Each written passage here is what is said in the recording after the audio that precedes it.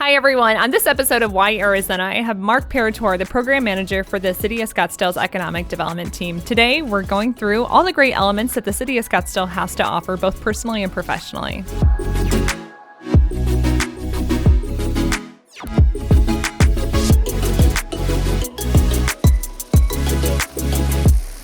Hi, everyone. We're on episode 4 of the Why Arizona podcast, season 3. Today, I have the program manager from the City of Scottsdale's Economic Development Department, Mark Paratore, joining me. Mark, thanks so much for being here today. Thanks for having me. Mark has a really awesome story. Would you mind just sharing a little bit more about, your adventure and how you've gotten to where you are in your career?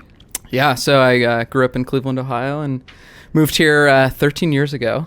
So I've been here now for 13 years and went to Arizona State University. Where Devils. Yeah, go Devils, where I studied architecture and planning, and was fortunate enough to get a job in the economic development field soon thereafter. So tell me a little bit more about economic development. I think a lot of people have heard that term before, but they may not necessarily know what the Economic Development Department does and how they help businesses in the community. Yeah, so the goal of economic development really is to enhance the overall tax base within the community, which, as you know, improves the great quality of life that we're so accustomed to having here, not only in the greater Phoenix area, but the communities in the state of Arizona. So we help businesses on the business attraction side, so working with companies that are outside of the state and attracting them to our community, as well as working with our existing companies, business retention and expansion, to ensure that they have really the right resources and opportunities to grow and expand their business, and ensure that anything from talent to community integration, that we're playing a vital role in that.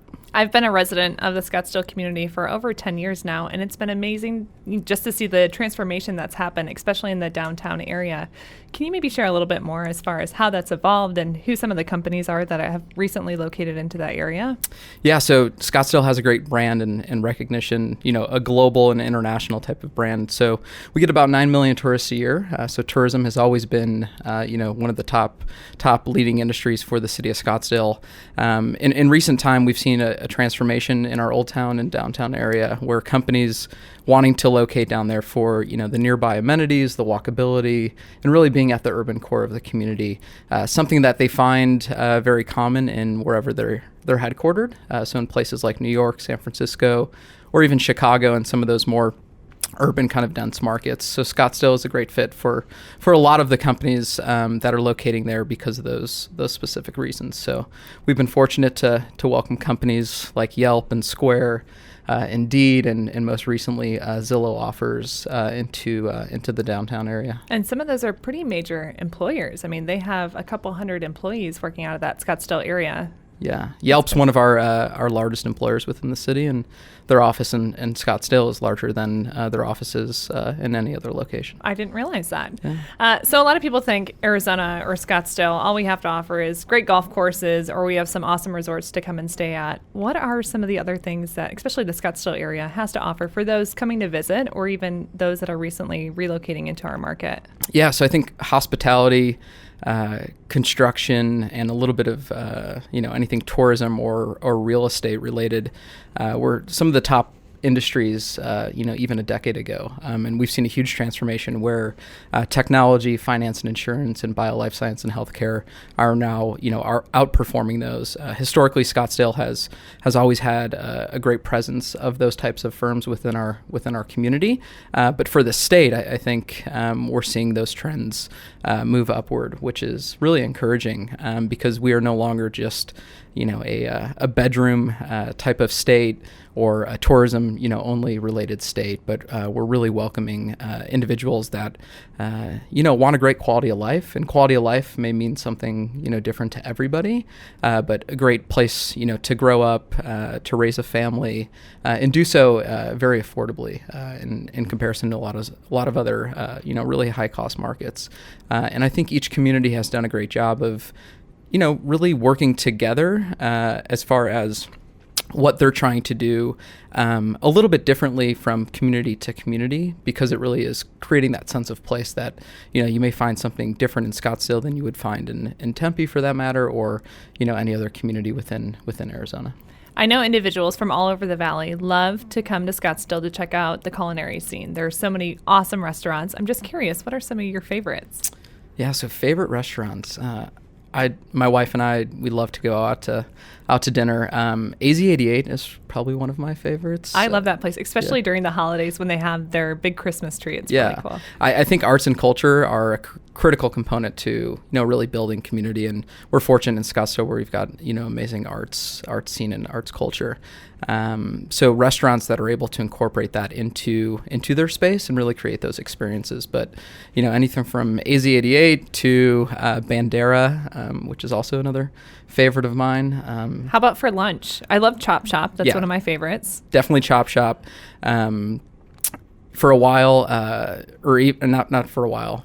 The Cowboy Chow, their chopped salad was something that I really enjoyed, which now you can get that at some other locations. But it's really a great downtown area, especially because of all of the culinary type of experiences that you can have. I've also seen there's a lot of little wineries that are popping up in the Old Town area. Can you maybe share a little bit more about some of those? Yeah, so I think from a tourism and destination location, a lot of wineries from all over Arizona really creating these types of tasting room experiences. And Old Town just being known as a destination for tourists as well as for our residents wanting to go there and being able to sample different wines and get some small bites. And you could almost go on a very small kind of wine tour, with various wineries that are in the Old Town kind of area with some live music and some of the things that they're doing. Yeah, no, I can honestly say the wine is really, really good. So I highly encourage people to go and check that out. Yeah, definitely dabbled into some of that myself. I love it. So as far as like Fashion Square, the big shopping mall, a lot of people love to go shopping there, but that whole area in itself has continued to transform. What else are we expecting to see happening in that area? Yeah, so Fashion Square obviously anchored right there at Scottsdale and Camelback. One of the best intersections, I think, in all of the state of Arizona. Just far as where, from an identification standpoint, most people know where Scottsdale and Camelback is. And Fashion Square really, with the revolution of retail and how that's changing, adapting to those changes and ensuring that a mall is no longer just what a mall was, even 5 years ago with just retail, but allowing for additional hospitality, having on-site dining options as well as providing office space for companies that want to be there, because it's a great thing for a lot of their talent to go grab lunch somewhere. If there's family or friends that are in town, being able to come visit them and having a great mall right in your own backyard is great. But we're seeing a lot of great growth or positive growth from the office side, as well as there's more than 6 new hotels that are planned or approved for that area, just because the demand is so high. Wow. There's already so many great hotels, so it's actually kind of cool to hear that there's that many more people or that high of demand for it. Yeah, and in times, obviously the springtime is great here in Arizona, but in Scottsdale, with being home to the San Francisco Giants, that's something that obviously there's a large demand for hospitality during those times of year. And I think in some of the earlier parts of what would be considered somewhat of the off season, but the starting of the holidays, and starting in November with events like Canal Convergence, which is an amazing art display along the canal there. I've been to that before, and it's really neat. It is. It's a really cool way to utilize your existing, infrastructure, and utilize, that area of Scottsdale to kind of have, a blank canvas, and then put some really amazing pieces of art on there. So speaking of the San Francisco Giants and their spring training facility, they're actually getting ready to renovate that space. Can you maybe tell us a little bit more about what that will look like? Yeah, so that's currently under construction now for renovation. It's my understanding that that'll happen in various phases. So we're excited to obviously have the Giants continue their footprint within the Old Town downtown area, and the partnership between the city and the Giants in moving that forward. And as far as spring training goes, it's a great way to really spend time. We love to ensure that our employers know of all the great things that are happening within the community, because that's a great way for them to give back to their employees, as well as attract and kind of recruit new talent. So definitely keep an eye out for those improvements, because it's definitely going to be some really some great upgrades and improvements to the stadium. I'm excited to check it out. Yeah. So as far as the business community, I mean, having the partnership with ASU SkySong there in the Scottsdale market, is there other platforms or elements that your team can offer to the business community that can help set them up for success? Yeah, so we like to think of, being a full service department, because every company's needs are going to be a little bit different. But, we're seeing right now community integration really is key. So companies looking to integrate in the community for volunteer opportunities, to hiring of, a skilled workforce, making sure that they're aligned with other key stakeholders and industry leaders within the community. I think we do that really well, not only in Scottsdale, but, the greater Phoenix area. So we help on all things from, site selection assistance to customize research and data analytics for companies, and anything else, joint PR or marketing support that they may need, and just ensuring that, if there's something that we could be doing and we're not doing it, that we're always willing to put together a program in order to do that. One example of that is last year we launched a new job board on our website, which allows Scottsdale employers to post their job positions at zero cost. Wow. And what that does is it shows a great partnership between the community as well as the employers that are in our community. So when we're talking to other prospects, we're able to kind of point to what the job availability is. In 2019, we were recently ranked the number one place in the U.S. for jobs. For 2019. So that's an important, accolade and recognition for us to, further move forward on the talent attraction side, and just making sure that we're doing everything to support our companies and support the job growth in a positive way. So for those job seekers in the market, can you share what the website is that they would check that out on? Yeah, so they'd go to scottsdale.jobs, as well as you could find that on our choosescottsdale.com website. If you're an interested employee or a prospect employee, you can search all the availability of jobs and then sign up and create a profile. And what we're doing also on a monthly basis is communicating with those that do sign up. So they'll get an email with, some of the top jobs that recently came up, what companies are hiring. So if you're interested in engineering jobs to sales jobs, you can kind of filter through that. And as employers are interested in adding those jobs, they do something very similar where they create a profile, upload the jobs, and then we're keeping, metrics and reports and reporting back to them on the success of hopefully somebody getting hired. We've got great resources within the community, and this is just another way to help augment those existing recruitment efforts to ensure that when we are in other markets talking to individuals, we're able to then point directly to what jobs are available. So we're doing things, on a weekly basis as far as a job of the week, and promoting, the company that has those jobs via LinkedIn, Twitter, and your typical social media channels. So thinking a little bit more around how Scottsdale has evolved over the last, even the last decade since I've been here. What are some stories about the history of Scottsdale that not many people would necessarily know about? Wow, I'm just curious. Yeah. So I think the year Scottsdale was incorporated, so 1951, and just somewhat of the history with Winfield Scott, and really being known from a healthcare as well as from like a tourism destination, which are two, primary industries that we're heavily focused on. So to see those two industries still be relevant today, I think is really cool. As far as any other, cool facts, I should probably I should check up on I just that. didn't know what kind of stories do you like to share with people when you're, trying to talk to them about recruiting them to the state of Arizona? Like what are people most interested in hearing more on? Well, I think most people, I've probably had one conversation where somebody asked like where Scottsdale was, but typically the conversation is like the degree of separation. Like I knew somebody, or I visited there, or a family friend has a business there. So the icebreaker type of conversation, we don't really have to explain like where we are on a map, which is great. And I think a lot of that is due to our great tourism brand, where most people have been to Scottsdale or know somebody that's connected to Scottsdale in some way, shape, or form. And as far as being, a community that offers, attainable housing and livability, which is great. We've got over 30,000 acres of preserve land. So I guess that's another great fact that not too many people know about. So a third of our community is the McDowell-Sonoran Preserve, which will never be, touched or developed, which allows for amazing hiking, path trails, horseback riding, and things that are really important, I think, of creating kind of that work-life balance.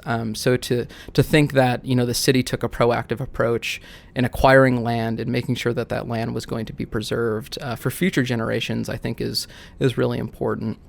Also having, one of the lowest sales taxes within Arizona is great, as well as such a low property tax. I think a lot of individuals always think of Scottsdale of having this luxury brand, but there's been a lot of hard work that's been done to keep that brand what it is today. So having lower taxes, but expecting a higher quality of life and customer satisfaction is something we pride ourselves with in the community, as far as, city employees, of just ensuring that, customer service really is kind of at the forefront of what we do. So when you have free time, nights, weekends, what do you like to do? How do you like to spend your time, enjoying the city of Scottsdale or even other amenities that our community has to offer? Yeah, so I think now with my wife and I having a little one, we spend our weekends a little bit differently, but I think just enjoying, the outdoors, the parks, being able now to go to the library and get, great free programming, for our little one is great. They have a lot of great summer free programs, actually. Yeah, exactly. And then with the different things that Scottsdale Arts does, the Railroad Park, also another tremendous asset. So as I'm talking now, I'm thinking about all the amazing things that, the community really does offer. But it is those things that I think make Scottsdale, so different than most places throughout the country, with a lot of those great community type of assets. And overall, I think Arizona and Greater Phoenix does a great job of having things for everybody. So whether you're looking for something specific, odds are you'll be able to find it, which is great because you don't find that in a lot of places. And growing up in Cleveland, Ohio, it felt like everything was somewhat of the same. And then moving here, it feels like you get such a great variety and mix. So definitely, I think taking advantage of the weather during the times you can, and then, finding things to do indoors and a little bit outdoors when the weather's not too bad during the summertime to be able to go do those things, whether it's a farmer's market to any type of concerts in the park and those types of events. And I think going to the sporting venues is great, and having the teams that we do have here, having that ability to go catch a hockey game if you wanted to, or go catch a baseball or basketball game, is definitely an advantage. So. You've done a tremendous job as far as advancing yourself in your career. So if you were to give advice to young professionals or those that have recently graduated, what advice would you give them? So I think the two things, somebody had told me this when I first started, and I still remember it today, and that was there's two things somebody cannot take away from you, and that's your work ethic and your character. So I think if you work hard and you're a good person, like, good things will eventually happen. And sometimes in the moment they might not seem to always work out, but they end up working out for the right reasons. So I've just been somebody that's prided myself on working hard and being a good human being, and I think with that you can achieve a lot, and also just staying mindful and kind of staying in the moment versus always looking at what could be or what would I have done different, and some of those things, because you can kind of beat yourself up about some of those decisions that you end up making, but it ends up all working out. So I think just working hard, being a good person, staying present, following your passion, and if you don't know what your passion is, like, that's okay. I feel like most people that go to college, you kind of go through the motions and you don't really know what you're doing or why you're doing it unless you're going into something very specific. And even so, you could kind of change your your path or your trajectory, but really get into a field or do something that you're really passionate about. And I didn't think I'd be passionate about doing economic development. I'm not one that, cares too much about, politics. That I didn't really think I'd ever be in government. And here I am, and I've kind of found my own niche within that. So I think if you're willing to, take those chances and risks, that you can kind of find your own path. So in order to become an industry expert like you, I'm sure you read a lot or, look at certain websites or books. Is there anything that you would recommend to the general business community that you would encourage them to take a look at? So I think, within each community, from the city side, we do a great job of keeping, constituents and residents up to speed. The Greater Phoenix Economic Council to the Arizona Commerce Authority provide, tremendous resources and value through, things like a newsletter and different blog posts. For myself, just trying to always, stay ahead of things. I spend a lot of time doing research and reading articles on, Forbes and TechCrunch and some of the things that are a bit more specific to the industry of which, I'm typically working with. And I just started not too long ago doing a 5-minute journal, and that's what it's called, is the 5-minute journal, of just trying to get into creating, daily habits and just mindfully just kind of being in the right type of headspace. So I think there's different things that work for different individuals, but the more I've been reading and, the more that you do some research, you're kind of finding out there's a lot of trends that you see that a lot of successful individuals do, and, testing those out and trying those out and seeing if you could apply those to your everyday life, I think is, something that I've been trying to do a little bit more of. I like that. Yeah, I completely agree. I think it's so awesome to find different leaders or processes that really work for you and implement that into your daily routine. Yeah. So as far as leaders in the Scottsdale community, are there any great leaders to watch or companies to watch that really have impressed you over the last 6 to 12 months? Yeah, I feel like I come across a lot of great, leaders as well as companies, especially with the work that I've been fortunate to do with some of the young professional groups. So I sit on a young professionals board for Scottsdale Arts, as well as the Scottsdale Area Chamber of Commerce, and then Cornet AZ chapter here in Arizona. So, I mean, there's so many just young, dynamic leaders, as well as, some wonderful mentors that are available, whether that is within government or on the private sector. So I think for somebody like myself, it's making sure that I'm aligning, some of my goals and missions with that of the various organizations that, I'm serving on and kind of giving back to. I recently went through Scottsdale Leadership, so I'm a graduate of Class 33, which was a very, honorable and humbling experience. Just seeing the community through a different lens.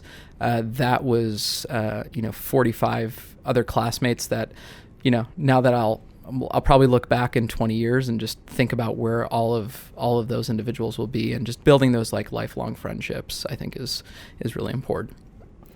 So are there any other organizations that you would recommend individuals check out? I know you mentioned a couple, such as Cornet, which that one relates specifically to economic development and, commercial real estate.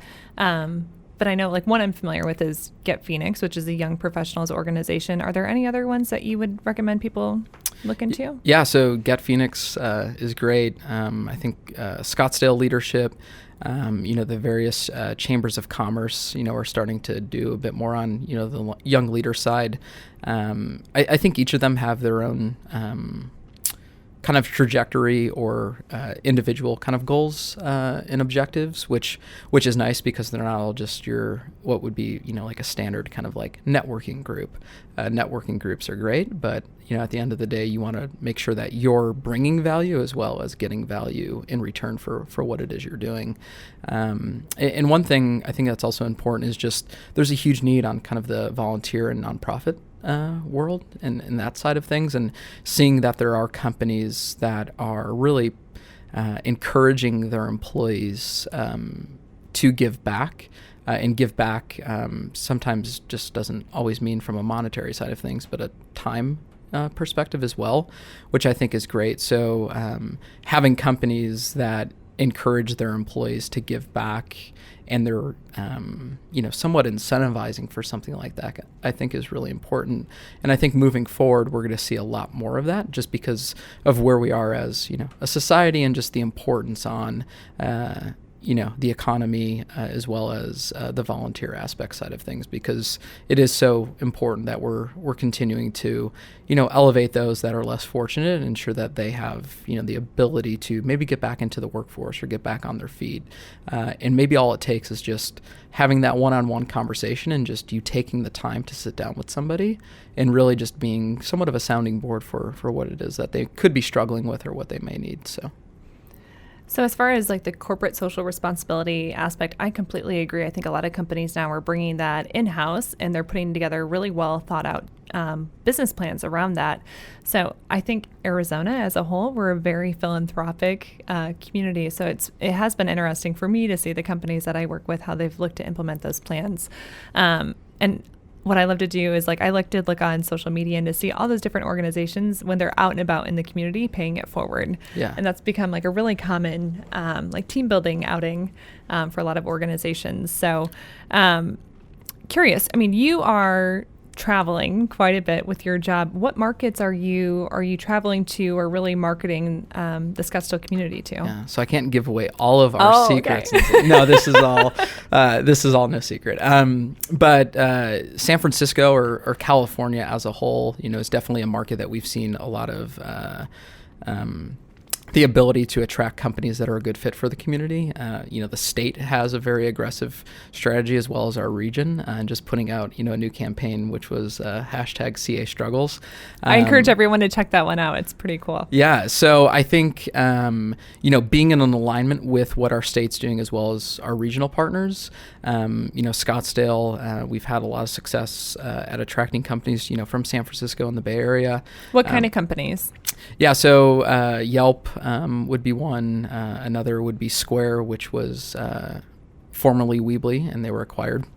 Are there industries, or is it just companies? I would say the technology sector, specifically, and then also, from a finance and insurance perspective, or advanced business services, even healthcare, are three primary industries we focus on. But technology primary from, San Francisco, we've had companies like Anomaly, which is a really cool, innovative wedding dress company, to Sendoso, which most recently expanded, into Scottsdale. And, another market that we focus on heavily is New York. And, that's for some obvious reasons of companies looking for a West Coast type of presence or operation, and knowing that the cost of doing business and the climate in California isn't definitely something that they're looking to kind of duplicate or replicate from where they are in New York. A different time zone, to different climate, being able to hire the right type of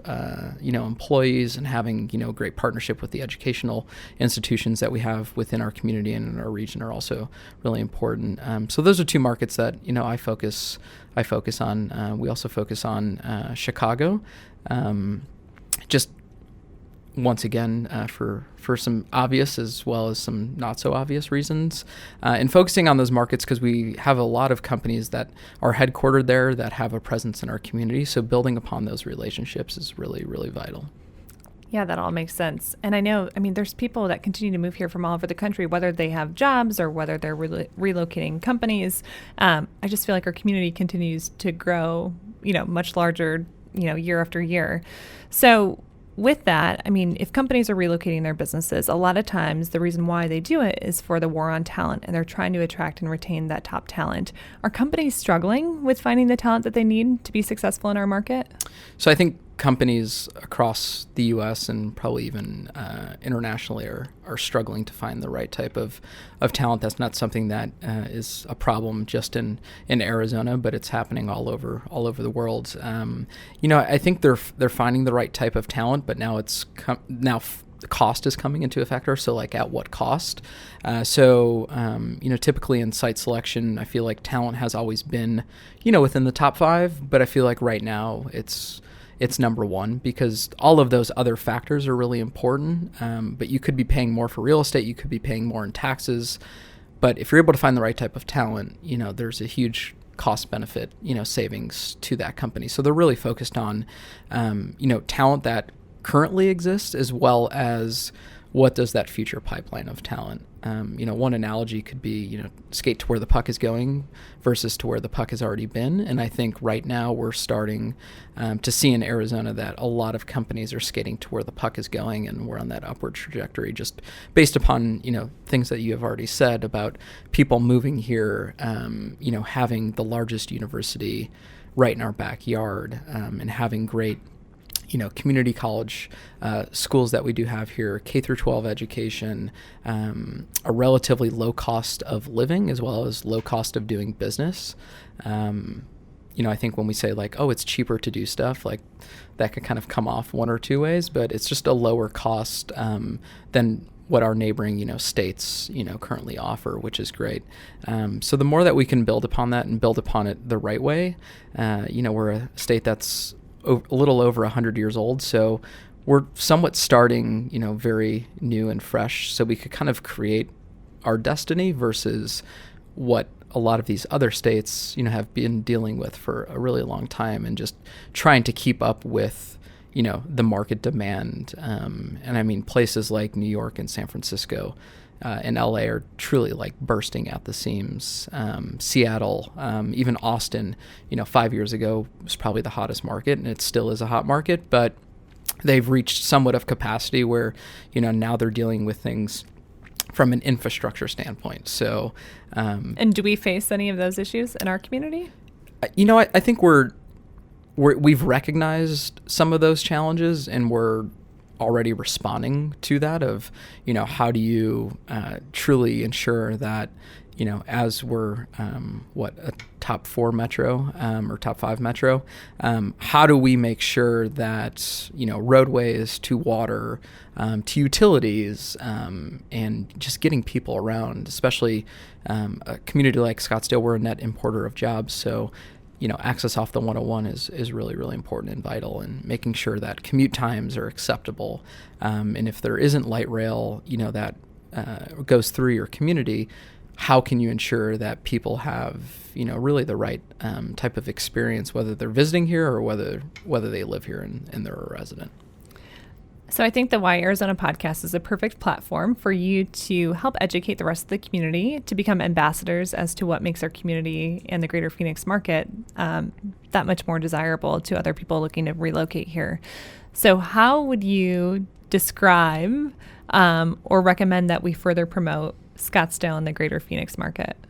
Yeah, so I think the biggest thing is, as you mentioned, we're, believe it or not, and most people don't even know that they're ambassadors for economic development, because economic development really does touch every department within, city government, as well as, the impact that it has. So, every time, a new business opens, they're paying fees that then allow individuals like myself to have a job and go out and spend money. And, the impact really has somewhat of a domino effect. So, I think whether you're, a server at a restaurant to a CEO of a company, the more positive types of conversations and interactions that you're having, the better, type of region as well as state we're going to have, because, all it takes is one conversation. And if somebody has a great experience, and I feel like we're somewhat in that type of, our society is in that type of mindset where if you have a great experience doing something, you'll rinse and repeat like every single day, because you're looking for that type of like stability and consistency.